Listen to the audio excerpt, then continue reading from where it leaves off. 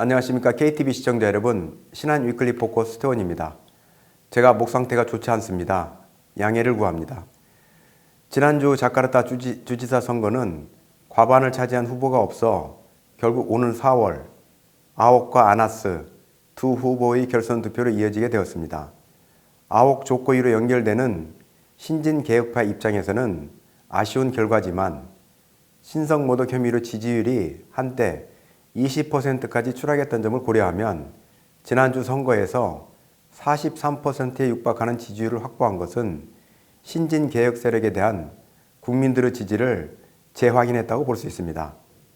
아직 예단하기는 이르지만 아옥에 대한 이번 지지율 상승은 조코이 정부에 대한 지지로 연결되어 조코이 정부의 개혁 추진에 더욱 큰 힘이 될 것으로 예상됩니다. 그동안 조코이 정부는 외국 자본 유치를 통한 경기 부양을 위해 적극적인 대외개방 정책들을 지속적으로 추진해 왔습니다. 그리고 외국 자본 유치를 위한 노력은 외국인 부동산 취득 허용에 관한 규정이나 비자 발급 등 외국인 거주와 관련한 행정 정책들을 대폭 완화하는 방향으로 이어졌습니다. 신한 위클리 포커스, 오늘은 외국인 부동산 소유에 관한 규정과 금년 부동산 시장에 대한 전문가들의 전망에 대해 말씀드리고자 합니다. 금주의 주요 뉴스입니다. 외국인 부동산 출입 규정과 자카르타 부동산 현황에 대해 자세히 알아봤습니다. 인도네시아에서 이커머스 산업이 최근 괄목할 만한 성장세를 유지하고 있는데요. 올해 역시 큰 폭의 성장이 기대되고 있습니다. 인도네시아 중앙은행은 2월 정례정책회의에서 기준금리인 7일물 레포 금리를 4.75%로 유지하기로 결정했습니다.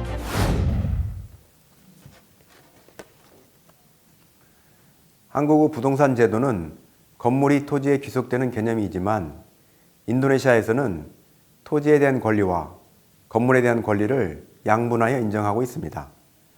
먼저 인도네시아 부동산 취득에 관한 권리를 간단하게 설명드리겠습니다. 인도네시아는 토지기본법을 통해 토지에 대한 권리 관계를 규정하고 있는데요. 부동산에 대한 권리는 영속적으로 토지를 소유할 수 있는 권리, 즉 토지와 건물에 대한 완전한 부동산 소유권을 인정하는 항밀릭이 있으며 다음으로 토지권이 다른 토지, 즉 타인 소유의 항밀릭에 건물을 건축하여 해당 건물을 사용할 수 있는 건물 사용권을 뜻하는 하가베, 그리고 마지막으로 타인 소유 토지 또는 건물을 사용할 수 있는 사용권인 학바까이가 있습니다. 그리고 이와 별도로 국가 소유 토지를 사용하여 개발 또는 경작 등의 사업을 할 수 있는 토지개발 경작권인 하가우가 있습니다. 토지에 대한 이러한 권리들은 영속적으로 소유할 수 있는 토지 소유권인 항밀릭 말고는 각각 최소 25년에서 35년까지의 기본 사용 권리가 있으며 이러한 권리들은 최장 70년에서 95년까지 연장이 가능합니다. 한편 인도네시아 헌법 33조에는 토지, 수자원 등 천연자원은 모두 주정부에 의해 관리되며 기본적으로 인도네시아 번영을 위해 사용되어야 한다고 명시되고 있는 만큼 1960년 처음 입법한 토지관리법에서는 외국인 및 외국 법인은 인도네시아 토지를 법적으로 소유할 수 없도록 제정한 바 있습니다. 따라서 인도네시아는 과거 인도네시아 국적자가 아닌 외국인 개인의 경우 아파트조차도 소유를 법률로 제한하였으며 거주 목적의 단독주택에 한해서만 사용권을 뜻하는 학바까이만을 허용했었습니다. 그리고 외국인은 인도네시아에 설립된 법인을 통해서도 토지 및 건물에 대한 사용권만을 보유할 수 있었습니다. 그러나 작년 8월 이후 부동산 규제 완화 정책을 시행하여 기존 고급 단독주택으로만 한정했던 외국인의 부동산 구입 허용 대상을 확대하였는데요. 규제 완화 전 외국인의 부동산 소유는 인도네시아 투자하거나 설립한 회사를 통한 간접적인 소유만이 가능하였으며 사실상 보편적인 소유가 쉽지 않았던 것이 사실입니다. 그러나 작년 8월 이후 합법적으로 인도네시아에 거주하는 외국인 또는 인도네시아인과 결혼한 외국인은 투자만을 목적으로 한 것이 아니라면 부동산을 소유할 수 있게 되었다고 볼 수 있습니다. 다만 외국인들의 무분별한 부동산 투자로 인한 부동산 시장 과열을 우려하여 일부 규제 대상은 존재합니다. 예를 들어 외국인은 거주나 입주를 위한 신규 아파트 구입만이 가능하며 모기지론 및 해당 주택의 임대가 금지되는 한편 부동산 구매 최저 한도가 존재합니다. 자카르타의 경우 아파트는 50억 루피아, 그리고 단독주택은 100억 루피아가 외국인이 구입 가능한 최저 한도입니다. 다음으로 자카르타의 수익성 부동산 시장 현황에 대해 말씀드리고자 합니다. 대표적인 수익성 부동산은 오피스, 상가, 아파트 임대입니다.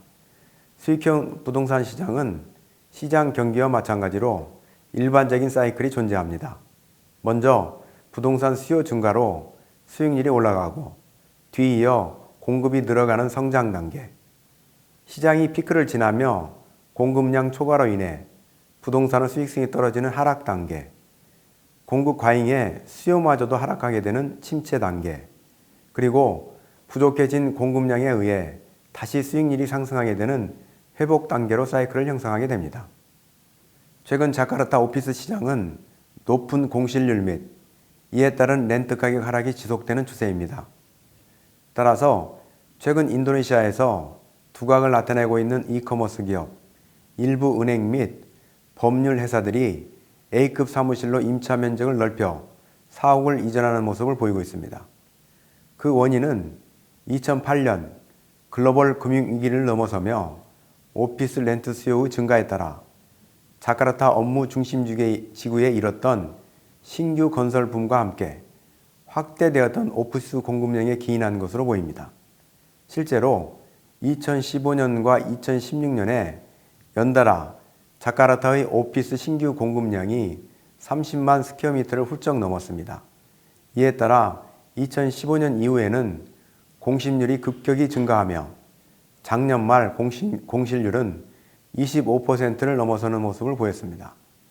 이에 따라 2012년 이후 가파르게 상승했던 오피스 렌트 가격은 2015년 하반기를 넘어서며 지속적인 하락 추세를 보이고 있는데요. 특히 작년에는 전년 대비 9% 하락폭을 보였습니다. 그리고 이와 함께 자카르타의 오피스 빌딩 매매 시장 또한 얼어붙었던 것도 사실입니다. 그러나 작년 말 일본 기업이 꾸닝한 라수나 사이드에 46층짜리 오피스타워 건설에 대한 발표를 하자 현지 부동산 전문 컨설팅 기관은 최근의 공실률 증가와 렌트비 하락에도 불구하고 장기적인 오피스 건물에 대한 투자 심리는 아직 남아있는 듯하다는 전망을 내놓기도 했습니다. 그럼에도 불구하고 당분간 공실률이 하락하는 데는 한계가 있다는 의견이 많은 상황입니다. 현지 부동산 전문기관에 따르면 향후 얼마간은 자카르타 오피스 시장의 하락세가 예상되는 만큼 외국인 투자자들은 완성 건물보다는 개발을 위한 부동산 구입 또는 건설 초기 단계의 빌딩에 투자하는 것을 권고하기도 했습니다. 반면 자카르타 상가 부동산은 분위기가 좋습니다. 앞서 말씀드린 사이클 중 성장 국면으로 볼 수 있을 텐데요. 상가의 경우 2013년 40만 스퀘어미터에 이르는 최대 공급 이후 공급량이 매년 10만 스퀘어를 밑돌았으며 작년 4, 4분기에는 신규 공급량이 아예 없었습니다. 따라서 상가 수익률은 2012년 이후 꾸준히 증가했으며 작년 말 평균 상가 가치는 2012년 말 이후 4년 만에 25% 이상 증가한 것으로 나타났습니다.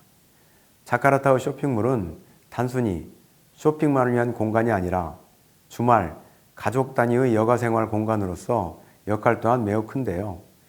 쇼핑몰에 입점한 요식업 및 엔터테인먼트 브랜드의 매출 증가가 눈에 띕니다.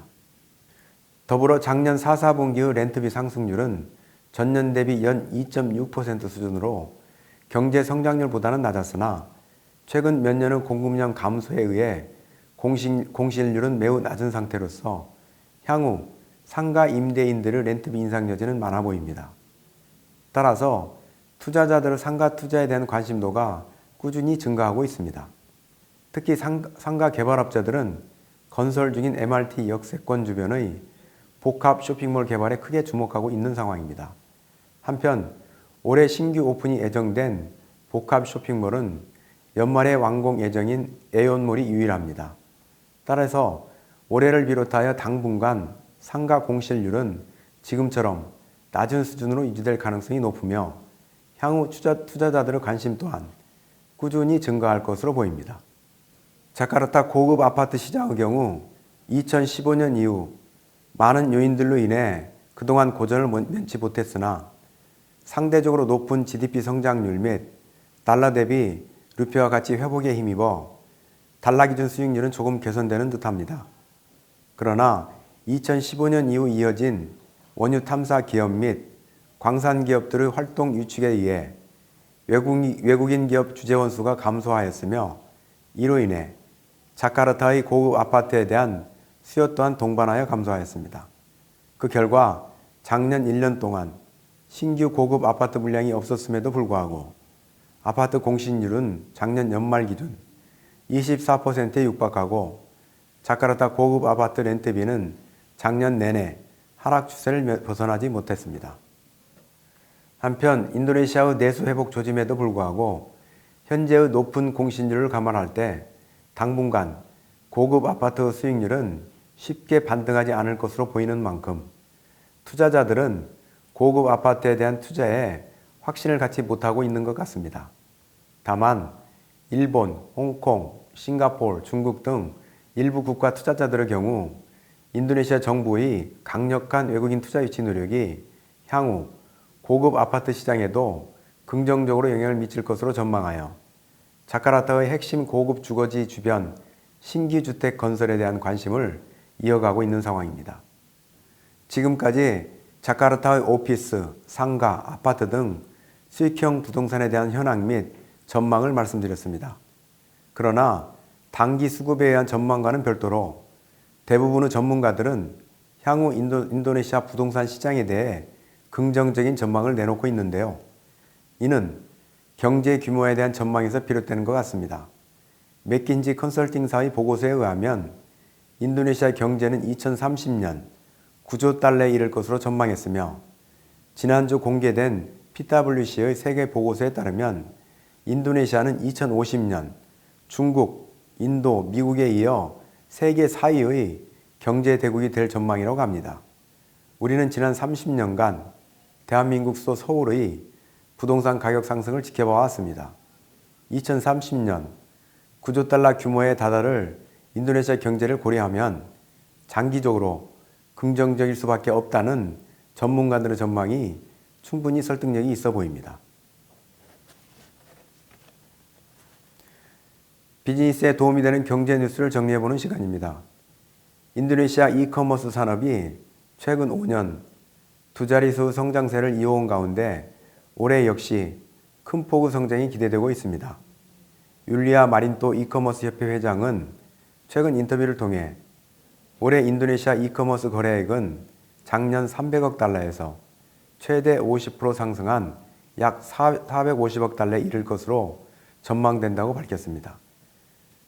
그는 인도네시아 이커머스 시장은 아직 시작 단계에 불과하며 특히 인터넷과 스마트폰 보급률을 감안시 성장 가능성은 여전히 크다고 했는데요. 그는 이러한 낙관적인 전망의 배경에 대해서도 언급했습니다. 먼저 2억 6천만 명에 육박하는 많은 인구와 1인당 국민소득 성장에 따른 구매력 증가를 가장 큰 이유로 꼽았습니다. 더불어 중산층의 확장도 그 배경 중 하나로 설명했습니다. 보스턴 컨설팅 그룹이나 맥킨지 등 세계적인 컨설팅사들의 최근 보고서에 따르면 인도네시아에서 일정 수준의 구매력을 보유한 중산층은 최대 7,500만 명 수준으로 추산된다고 합니다. 물론 중산층의 정의는 분류 기준에 따라 달라질 수 있기 때문에 보수적인 기준을 적용한 조사 자료의 경우 인도네시아 중산층의 수를 2천만 명 수준으로 파악하기도 했습니다.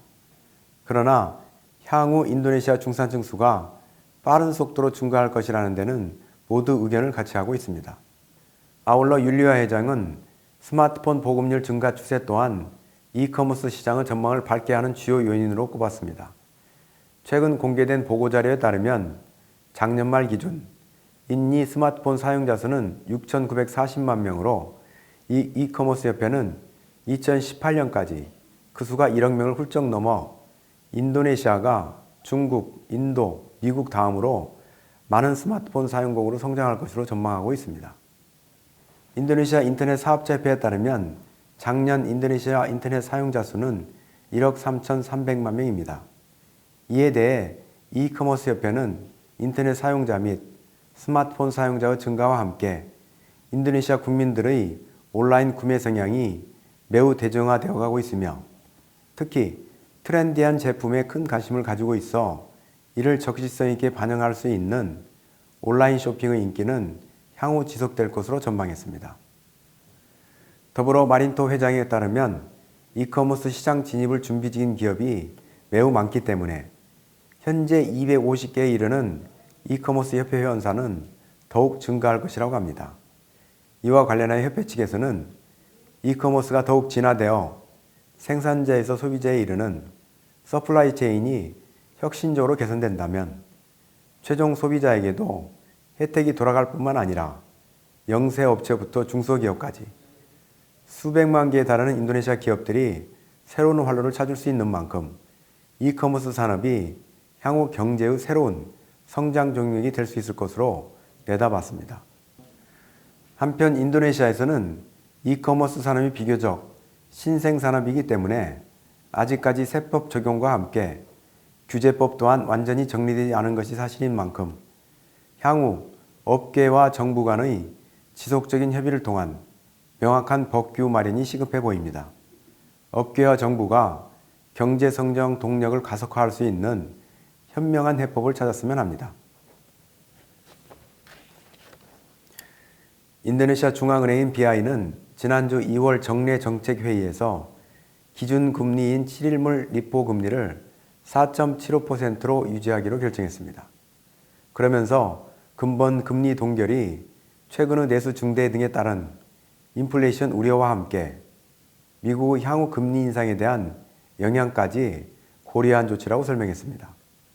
또한 BI는 예금 금리 및 대출 금리 또한 조금 전의 4% 및 5.5% 수준을 이어가기로 했습니다. BI는 현 금리 수준으로도 충분히 올해 금융기관의 대출 금액을 증대시킬 수 있을 것으로 전망했습니다. 그러나 작년 BI의 6차례 금리 인하에도 불구하고 금융기관의 신용 공여액 증가는 제한적이었던 것이 사실인 만큼 올해 경제 주체들의 투자 및 소비를 위한 대출 수요 규모는 좀 더 지켜봐야 할 것 같습니다.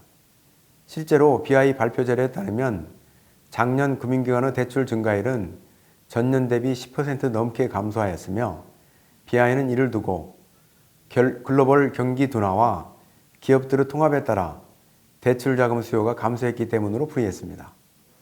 한편 BI 아구스 총재는 글로벌 리스크와 인플레이션 가능성을 고려할 때 추가적인 금리 인하 가능성은 많지 않을 것이라고 밝히며 BI가 지금의 금리 수준을 유지할 수 있는 가능성을 내비쳤습니다. 더구나 올해 안에 인니 정부가 기준금리를 변경한다면 하락보다는 오히려 상승 쪽에 무게를 두는 전문가들이 많습니다. BI는 웹사이트를 통해 국제 원자재 가격 상승뿐만 아니라 미국과 중국의 경기 여부에 따라 글로벌 경제가 개선될 여지가 많을 수 있다고 예측했습니다. 특히 미국은 트럼프 노믹스에 의한 투자 증가가 향후 경제 성장 모멘텀의 주요 변수가 될 예정이며 중국은 정부의 점진적인 경제 재분배 정책과 함께 다시 한번 경제 성장의 도약을 노리고 있다는 분석입니다. 그러면서도 BI는 석유를 포함한 자원 가격과 함께 인도네시아의 자원 수출이 개선되고는 있으나 아직은 글로벌 리스크에 대한 경계를 늦춰서는 안 된다고 밝혔습니다. 특히 금리 인상이 예정보다 빨라져 통화가 긴축되는 상황에서 정부의 재정 확대가 이어진다면 달러 가치가 급격히 상승할 수 있다는 우려를 제기했는데요. 이와 더불어 트럼프 정부가 자국 내 금융활동을 독려하기 위해 미국 내 금융 섹터에 대한 규제 완화를 전격 실시한다면 자칫 글로벌 금융 시스템 안정에 부정적일 수 있다고 지적하는 한편 미국 정부의 보호무역주의 정책이 전 세계 교역량에 미칠 불확실성에 대해서도 경계해야 한다고 밝혔습니다. 이미 한번 언급드린 바와 같이 인도네시아의 작년 성장률은 가계소비 증가와 함께 수출 개선 및 인프라 투자에 힘입어 4.88%에서 5.02%로 상승했습니다. BI는 올해 가계소비는 정부의 인플레이션 통제를 통한 상대 구매력 증감의 영향을 받을 전망이며 인니어 수출은 세계 교역량 및 석탄과 파모일 가격에 의해 좌우될 것으로 예상하면서 올해 경제 성장률은 5%를 상회할 것이고 여건이 좋을 경우 5.4%까지 가능할 것으로 내다봤습니다. 아무쪼록 BI가 다각적인 전망을 통해 인플레이션율과 통화가치 그리고 소비 및 투자가 균형을 찾는 적절한 정책을 펼칠 수 있기를 바랍니다. 코브라 효과란 문제 해결을 위한 대책이 오히려 문제를 악화시키는 현상을 말합니다. 코브라 효과라는 단어는 인도에서 유래되었습니다. 영국이 인도를 식민지로 다스리던 19세기, 인도에서는 코브라로 인한 각종 사고가 끊이지 않았습니다. 때문에 영국 총독부에서는 이를 해결하기 위해 코브라를 잡아 머리를 가져오면 그 수만큼 포상을 하는 제도를 만들었습니다. 그러나 코브라 수가 점점 줄어들 것이라는 총독부의 기대와는 다르게 인도 사람들이 가정에서 코브라 암컷으로 새끼를 쳐서 포상금만 받아가자 제도가 무색해지는 결과가 발생하게 됩니다. 더욱이 총독부가 포상금을 주는 정책을 포기하자 사람들이 코브라를 내다 버리는 바람에 개체 수가 전보다 수백 배 늘어나는 최악의 결과를 가져왔습니다. 코브라 효과는 정부의 정책 추진에 있어 사려 깊은 정책 검토와 세밀한 정책 추진이 얼마나 중요한지를 보여주는 A입니다. 최근 인도네시아 정치인들에 대해 국민과 국가의 이익보다는 정치인 자신들의 정치력 확장에 더 힘쓴다는 비판의 소리가 높습니다. 인도네시아 발전을 위해 역사의 과오가 반복되지 않기를 기대해 봅니다. 시청해주신 여러분 감사합니다.